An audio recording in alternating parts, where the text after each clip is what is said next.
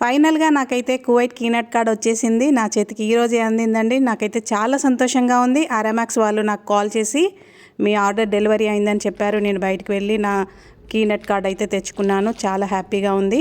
ఈ కార్డ్ కోసం నేను చాలా రోజుల నుంచి ఎదురు చూస్తున్నాను. నాకు సరిగ్గా 2 నెలలకి ఈ కార్డ్ అయితే డెలివరీ అయింది. నేను జూన్ 23వ తారీఖు నా మొబైల్లో ఈ బ్యాంకు కోసం అప్లై చేశాను.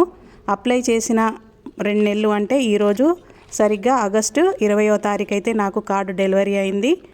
మీ ఫోన్లో మీరే చాలా ఈజీగా ఈ అప్లికేషన్ అయితే చేసుకోవచ్చు. అప్లై చేయడం కూడా చాలా సులభము. చదువుకున్న వాళ్ళకైతే కనుక మీరు అప్లై చేసుకున్న 2 నెలలకి ఈ కార్డు అనేది వస్తుంది.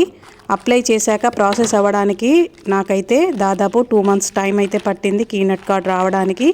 ఏదేమైనా నా చేతికి ఈరోజు కీనట్ కార్డ్ అందింది. చాలా సంతోషంగా ఉంది.